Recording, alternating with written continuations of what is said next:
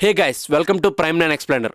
ఈరోజు మనం డిస్కస్ చేసేది ఒక ట్రయాంగిల్ లవ్ స్టోరీ కాదు, ఒక ట్రయాంగిల్ అఫైర్ స్టోరీ. ఒక మహిళ తన తమ్ముడు ఇంకా లవర్తో కలిసి తన భర్తని చంపించడానికి ప్లాన్ కూడా చాలా పకడ్బందీగా చేశారు.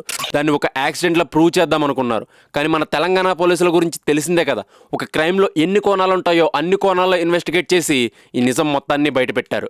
ఈ కేసు గురించి మనం డీటెయిల్గా మాట్లాడుకుందాం. కానీ ఇలాంటి డీటెయిల్డ్ ఎక్స్ప్లెనేషన్స్ మిస్ అవ్వకూడదు అనుకుంటే ఇప్పుడే మన ప్రైమ్ నైన్ ఛానల్ని సబ్స్క్రైబ్ చేసుకోండి. ఈ ఇన్సిడెంట్ యాదాద్రి భువనగిరి జిల్లాలో జరిగింది. ఆత్మకూరు మండలంలో వస్తువుల స్వామి అనే ఒక వ్యక్తి ఉన్నాడు. ఈయన భువనగిరిలో సోనాలిక ట్రాక్టర్ షోరూంలో మేనేజర్గా వర్క్ చేస్తున్నారు. ఇతని భార్య పేరు స్వాతి. ఈవిడ భువనగిరి హౌసింగ్ బోర్డు దగ్గర ఒక షాప్లో పనిచేస్తుంటుంది. వీళ్ళిద్దరికీ పెళ్ళయి నియర్లీ 22 years అవుతుంది. అలాగే 3 పిల్లలు కూడా ఉన్నారు. స్వామి భార్య స్వాతికి ఒక తమ్ముడు ఉన్నాడు. అతని పేరు మహేష్కి 2 పెళ్ళిళ్ళు అయ్యాయి. అతనికి 2 భార్యలు. అయితే ఇక్కడే ఇంకొక క్యారెక్టర్ని నేను మీకు ఇంట్రడ్యూస్ చేయాలి. అతనే తుర్కపల్లి మండలం పల్లెపహాడ్ గ్రామానికి చెందిన గుంటిపల్లి సాయి కుమార్. బాగా గుర్తుపెట్టుకోండి, మొత్తం 4 క్యారెక్టర్లు. వస్తువుల స్వామి, అతని భార్య స్వాతి తమ్ముడు మహేష్ అండ్ ఇంకో వ్యక్తి సాయి కుమార్. ఈ సాయి కుమార్ అనే వ్యక్తి ఇంతకు ముందే స్వాతికి తెలుసు. అంటే స్వామితో స్వాతికి పెళ్ళవ్వక ముందే అప్పుడే వీళ్ళిద్దరూ కలిశారు. వీళ్ళ మధ్య ఒక రిలేషన్ కూడా నడిచింది. కానీ తర్వాత స్వామితో పెళ్ళవడంతో అటు సాయి కుమార్కి కూడా పెళ్లి కావడంతో మాట్లాడుకోవడం లాంటివి ఆపేశారు. కానీ కొన్ని నెలల క్రితం స్వామి అతన్ని మళ్ళీ కలిసింది. ఇద్దరూ మళ్ళీ రిలేషన్ స్టార్ట్ చేసి ఒక ఇల్లిసిట్ అఫైర్లోకి దిగారు. కానీ ఇదంతా స్వామికి తెలియదు. అలాగని స్వామి కూడా అమాయకుడు కాదు. అతని బామ్మర్ది మహేష్ భార్య అతనికి వరుసకు చెల్లి అవుతుంది. అలాంటి అమ్మాయితో వావి వరుసలు మర్చిపోయి ఒక అఫైర్ని స్టార్ట్ చేశాడు. ఈ విషయం మహేష్కి తెలిసి తన బావ మీద పీకల్లోతు కోపంలో ఉన్నాడు. మహేష్ ఈ విషయాలన్నీ తన అక్కతో చెప్పి కోప్పడ్డాడు.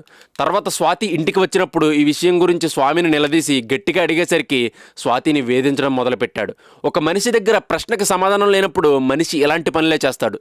ఇదంతా 2-3 నెలల క్రితం, అంటే ఫిబ్రవరి మార్చి ఆ టైంలోనే జరిగింది. భర్త వేధింపులు తట్టుకోలేక స్వాతి మోత్కూరుకి వెళ్ళి సాయి కుమార్ని కలిసి ఇదంతా చెప్పుకుని బాధపడేది. ఈ బాధ చెప్పుకునే ప్రాసెస్లోనే వాళ్ళిద్దరి మధ్య రిలేషన్, అంటే ఈ అఫైర్ ఏదైతే ఉందో అది చాలా స్ట్రాంగ్ అయిపోయింది. ఇంకొక షాకింగ్ థింగ్ ఏంటంటే, ఈ ఇల్లిసిట్ అఫైర్ ఏదైతే ఉందో ఈ స్వాతికి సాయి కుమార్కి మధ్య ఇదంతా వాళ్ళ తమ్ముడు మహేష్కి తెలుసు. మహేష్ కూడా ఇందులో తప్పేం లేదు అని అక్కని ఎంకరేజ్ చేశాడు. అయితే అప్పటికే మహేష్కి బావ స్వామి మీద పీకల్లోతు కోపం ఉంది. అలాగే సాయి కుమార్కి స్వాతికి మధ్య అడ్డుగా ఉన్నది కూడా స్వామియే. అందుకే అతన్ని చంపేద్దామని డిసైడ్ అయ్యారు. డైరెక్ట్గా చంపేస్తే మర్డర్ కేసు అవుతుందని, మళ్ళీ జైలు అవి అంటే కష్టమని దీన్ని ఒక యాక్సిడెంట్లో ప్లాన్ చేద్దాం అనుకున్నారు.